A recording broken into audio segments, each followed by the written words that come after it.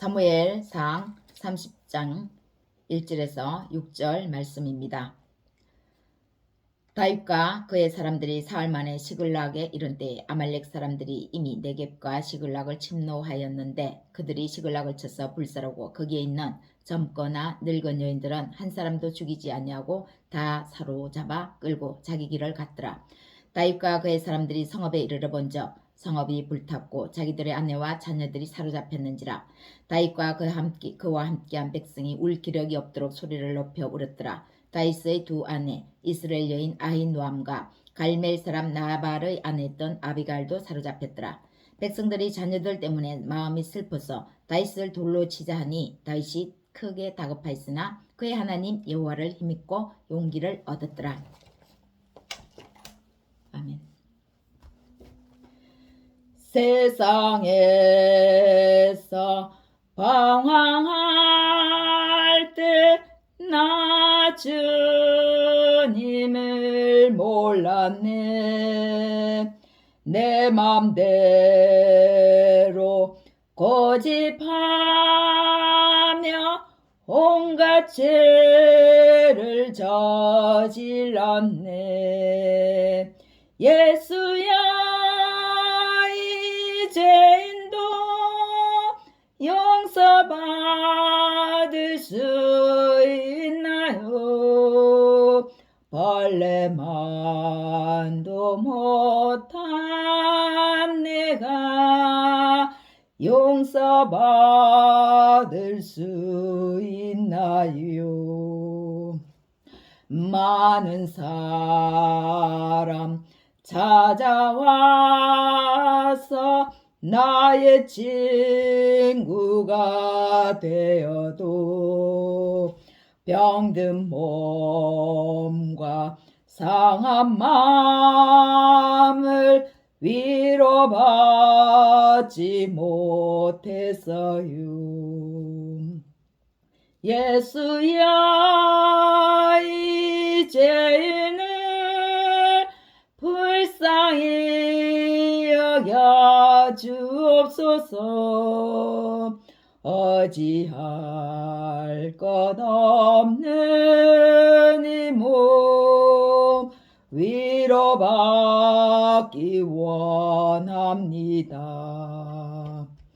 이 죄인의 애통함을 예수께서 들으셨네. 못자국난 사랑의 손 나를 어루만지셨네. 내 주여 이 죄인이 다시 눈물 흘립니다.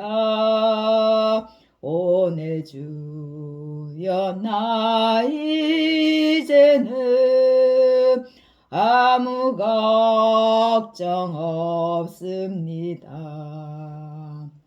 내 모든 죄 무거운 짐 이제 모두 다 벗었네.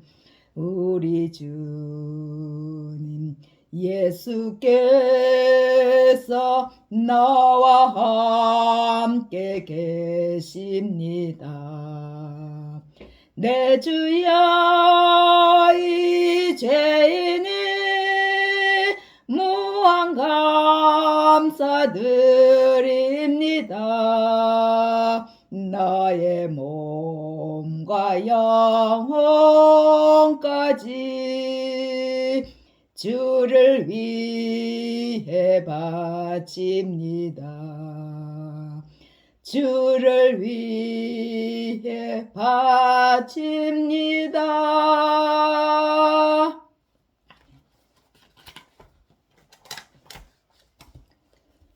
독일의 가난한 집에서 한 소년이 태어났습니다. 아버지는 궁정 기수였으나 무능력하고 술주정뱅이였습니다. 소년은 어릴 때부터 음악에 소질을 보였습니다. 아버지는 그런 아들이 음악 신동이 되어 큰 돈을 벌어다 주기를 바라는 마음으로 연습을 혹독하게 시켰습니다. 찢어지게 가난한 집, 폭력적인 아버지 덕분에 소녀는 아버지로부터 사랑을 받아본 기억이 없었습니다. 사람들의 주목을 끌지 못하는 실력으로 불우한 어린 시절을 이렇게 소녀는 보냈습니다. 유일하게 위로를 받을 수 있었던 어머니마저 그가 17살 때에 세상을 떠났습니다. 그러나 끈질기게 작곡 공부를 해나갔고 마침내 그는 음악 인생의 첫 번째 성공을 이뤘지만 그의 운명은 참으로 야속했습니다. 음악에서 생명이라고 할 수 있는 귀가 멀어서 들을 수가 없게 된 것입니다. 하늘이 무너지는 것 같은 충격에 휩싸였지만 그는 또다시 일어서기로 결심했습니다. 운명에 절대 굴복하지 않아야겠다는 그의 결심과 노력은 마침내 밝고 따뜻한 느낌의 교향곡 제2번을 작곡했습니다. 이 소년이 루트비 반 베토벤입니다. 교향곡 제2번 운명. 훗날 그는 이렇게 말했습니다. 나는 세상의 아름다운 음악을 들려주고 싶다는 생각뿐이었습니다. 그리고 개구쟁이처럼 많은 선생들을 만나면서 세상을 이해하게 되었습니다. 도무지 헤어나지질 못하는 어떤 환경이 계속적으로 나 자신을 가로막고 있다면 그것이 혹 자신의 운명이라고 생각될 수 있겠지요. 그런데 역으로 얼마나 대단한 운명이 내 인생에 계획되어 있길래 이토록 큰 파도와 맞서 싸워야 하는 걸까 하고 생각할 수도 있겠습니다. 베토벤이 평생 혹독한 주변 환경과 싸워야 했지만 그가 만난 환경은 그의 음악 인생의 찬란한 빛을 발하기 위한 준비에 불과했던 것입니다. 그의 음악이 세상의 아름다운 소리로 들려질 수 있도록 베토벤의 환경을 음악적 소재로 사용한 것에 불과하다는 것이었다는 것입니다. 오늘 우리가 읽은 본문 말씀의 다윗을 통해서 하나님 안에서의 다윗, 그런 다윗을 이끄시는 또 하나님을 보면서 이 말씀으로 다시금 하나님을 만나는 귀한 은혜가 있으시기를 바랍니다. 축복합니다. 오늘 본문에서의 다윗은 매우 난처한 상황을 겪은 상태에서 일어난 하나의 사건입니다. 다윗은 사울 왕으로부터 쫓기다 블레셋의 가드왕 아기스 왕에게로 망명했습니다. 다윗은 아기스 왕에게 책잡히지 않으려고 노심초사 매사에 신경을 많이 씁니다. 가드왕 아기스가 자신을 믿게 하려면 적군의 왕에게 믿음을 줘야 하지 않겠습니까? 그 덕분에 아기스 왕은 다윗을 아주 신뢰합니다. 매사에 분명하게 처신을 하고 자신의 믿음대로 저버리지 않은 다윗을 보면서 신뢰하죠. 전쟁이 일어나도 휘하의 아끼는 장수마냥 아기스 왕은 다윗에게 신뢰를 줍니다. 이러한 때에 이스라엘의 강력한 적인 블레셋의 정치 동향은 어떤 상태일까요? 기회만 되면 전쟁에 돌입하기 위한 생각을 갖고 있겠지요. 블레셋은 이스라엘의 적이었습니다. 그 기회는 지피지기해야 백전백승을 거둘 가능성이 높은데 지금 이스라엘의 현재 상황을 읽었을 때 아마 블레셋은 전쟁의 적기라고 생각하지 않았나 싶습니다. 사울왕의 무능력한 나라 운영과 신하를 믿지 못해 죽이려고 혈안이 되어 그 신하를 쫓는 이스라엘의 왕을 볼 때 전쟁하기 딱 좋은 시기라고 판단했을 것입니다. 다윗은 가드왕 아기스에게로 온 지 1년 4개월 만에 결국 자신의 민족과 칼을 겨누게 되는 상황이었습니다. 사면초가이죠. 안 싸울 수도, 그렇다고 적극적으로 싸울 수도 없는 그런 입장에 서 있는 다윗의 마음이 얼마나 난처했겠습니까? 안 싸우면 가드왕이 자신을 의심하죠. 싸우면 자신의 동족 이스라엘을 향해서 칼을 겨누어야 하겠죠. 가드왕은 다윗을 전적으로 믿기에 당연 전쟁에 참가해 이스라엘과 싸울 거라고 생각했지만 문제가 발생합니다. 블레셋의 방백들이 들고 일어났습니다. 의심하는 것입니다. 의심할 수밖에 없는 초유의 상태, 그 전쟁이 아닙니까? 사무엘상 29절 5절에서 말씀합니다. 사울이 춤추며 노래하여 이르되 그들이 춤추며 노래하여 이르되 사울이 죽인 자는 천천히요 다윗이 죽인 자는 만만이로다. 이스라엘 백성들이 인정한 다윗입니다. 그런 다윗을 사울 왕은 겁을 먹었습니다. 자신의 자리 외에 더 차지할 것이 없는 다윗을 보면서 자신의 권력이 혹시나 행여나 빼앗기지 않을까 항상 노심초사했던 사울입니다. 그런 다윗이 자신의 왕으로부터 쫓겨다니고 있지만 결국 전쟁이 일어나면 자기 민족 편에서 오히려 블레셋을 향해 전쟁을 할 것이라는 관측, 그 관측을 블레셋 방백들은 하고 있었습니다. 그러나 다윗은 끝까지 자신의 속마음을 들키지 않으려고 가드왕 아기스를 협박 아닌 협박으로 압력을 가하는 것이었습니다. 사무엘상 29절 8절 말씀입니다. 다윗이 아기스에게 이르되 내가 무엇을 하였나이까? 당신이 종에게서 무엇을 보셨기에 내가 가서 내 주 왕의 원수와 싸우지 못하게 하시나이까? 블레셋 방백과 아기스 왕의 내분이 일어나니까 아기스 왕이 마음을 돌이키려고 전쟁에 못 나가려고 하니까 다윗이 이렇게 아기스 왕에게 절대적으로 자기를 어필하고 있습니다.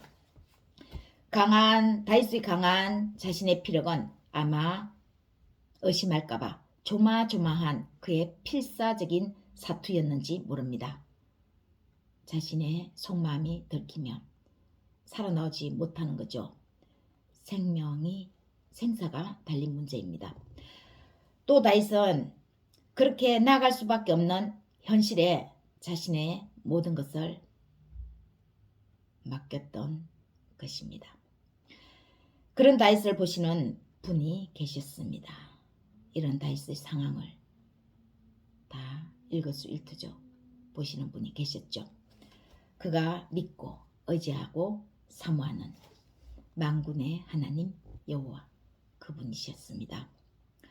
현실을 초월하시는 하나님은 빼도 박도 못하는 그 일에서 깔끔하게 정리해 주셨습니다. 블레셋 방백의 원망을 사지 않으려는 가드왕의 다윗의 본거지 시글락으로 돌아갈 것을 부탁한 것입니다. 30장 1절에서 6절은 그렇게 자신의 보금자리로 돌아온 그런 다윗과 그의 일행들의 사건을 기록하고 있는 장면입니다. 다윗은 가드왕의 이런 명령으로 자신의 보금자리로 돌아오면서 속으로 무척 감사했을 것입니다. 다행이다. 천만다행이다. 돌아왔는데 보금자리가 이렇게 폐허가 되어 있었습니다. 그 광경을 보고 다윗과 함께한 백성이 울 기력이 없도록 소리 높여 울었다고 말씀합니다. 급기야 그들이 다윗을 돌로 치자고 들고 나섰습니다. 그들 600명은 그 모든 힘든 상황에서 다윗과 함께 고통을 공유해온 사람들입니다. 그리고 그들은 맨 처음 어떤 사람들이었습니까? 다윗에게로 올 때에. 다윗에게로 올 당시에 그들의 처지는 너무나 비관적인 그런 상태에 있었습니다. 환난당한 자, 환난당한 모든 자와 빚진 모든 자와 마음이 원통한 자가 다 그에게로 모였고 그는 그들의 우두머리가 되었는데 그와 함께한 자기 백성이 400명 가량이었더라 라고 말씀합니다. 나라에서 더 이상 신용불량자로 오도가도 갈 데가 없는 그런 사람들을 외면하지 않고 받아준 다윗입니다. 그들과 함께하면서 힘든 어려운 난관을 거쳐서 여기까지 온 다윗입니다. 그런 것들이 다윗을 돌로 치자고 하는 겁니다. 그런데 그들의 심정이 이해가 갑니다.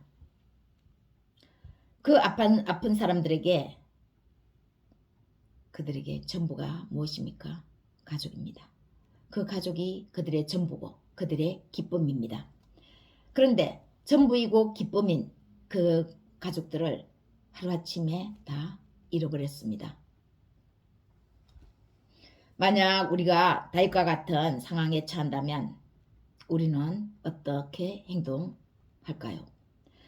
하나님께서는 사람이 고난을 받고 더 이상 절망하거나 내려갈 수도 없을 만한 그런 밑바닥까지 끌어내려지도록 허락하실 때가 있습니다.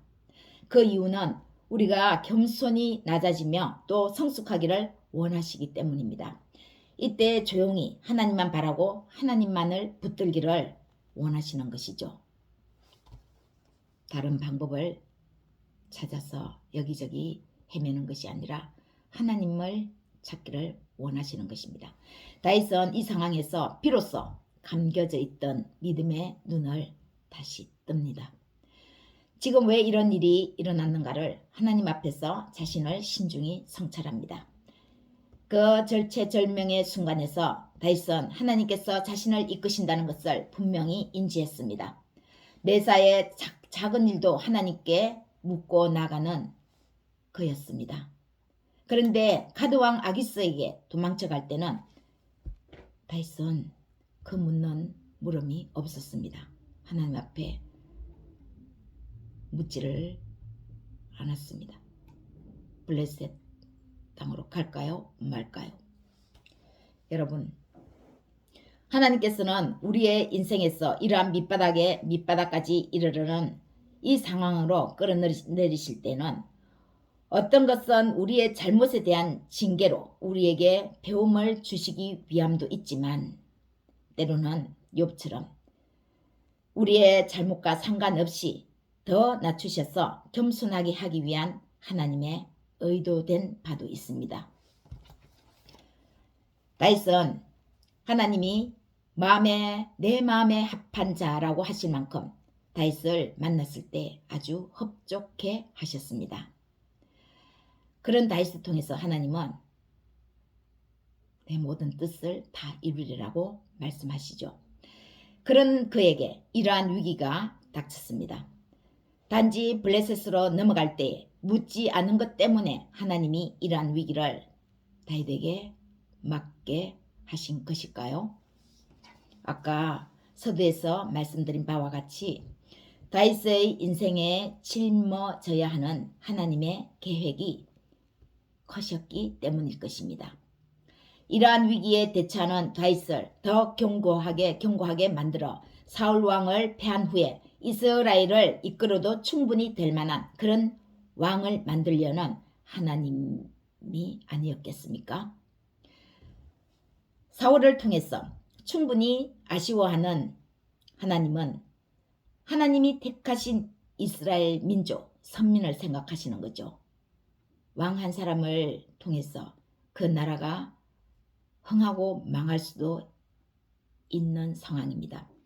그런 자신이 택하신 선민 이스라엘을 위해서 그 민족을 위해서 자신을 대신할 수 있을 그런 정도의 역량을 갖춘 왕을 세우시고 싶은 것이 하나님의 뜻이 아니었을까요? 왕정시대에서 신정시대에서 왕정시대로 넘어가면서 한 사람의 왕이 그만큼 민족을 위해서 중요했던 것입니다. 다윗은 하나님의 마음을 잃고 용기를 냅니다. 그리고 다시금 하나님께 묻습니다. 이런 다윗에게 하나님도 기꺼이 응답해 주십니다.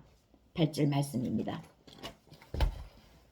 다윗이 여호와께 묻자와 이르되 내가 이 군대를 추격하면 따라잡겠나이까 하니 여호와께서 그에게 대답하시되 그를 쫓아가라. 내가 반드시 따라잡고 도로 찾으리라. 19절 말씀입니다. 그들이 약탈하였던 것 곧 무리의 자녀들이나 빼앗겼던 것은 크고 작은 것을 막론하고 이런 것이 없이 모두 다윗이 도로 찾아왔고 하나님은 하나도 잃지 않고 오히려 생포로 잡아가게 하셔서 다시 있는 그대로 다 찾아오게 했던 것입니다. 여러분, 인생은 크고 작은 사건의 연속입니다. 만약 우리의 인생길에 다윗과 같은 믿음을 소유했으나 또 다윗 같은 이런 초유의 사태를 만났을 때 오늘의 본문 말씀 다윗처럼 용기를 낼 수 있기를 바랍니다. 다시금 하나님을 사모하며 하나님께 묻기를 주저앉지 않기를 바랍니다. 또 그때 왜 이런 일이 일어났을까를 하나님 편에서 느낄 수 있기를 인지할 수 있기를 바랍니다.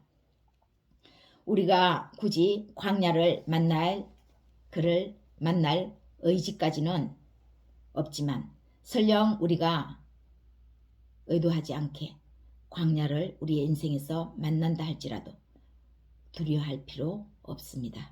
우리와 함께 하시는 하나님께 길을 물으면 되는 겁니다. 시편 51편 15절 17절 말씀입니다.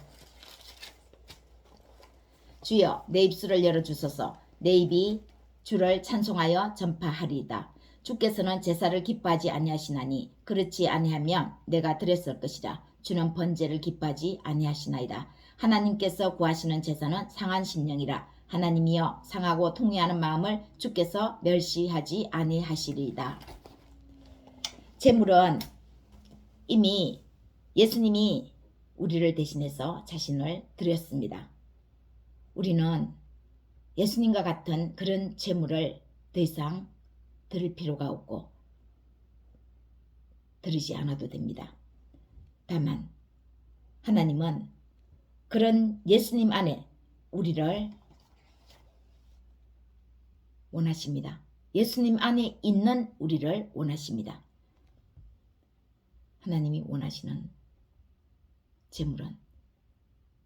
제물을 받으신 예수님 안에 우리가 동행하는 것입니다. 주와 함께 동행하는 한 주 되시는 큰 은혜가 있으시기를 여러분 모두를 축복합니다.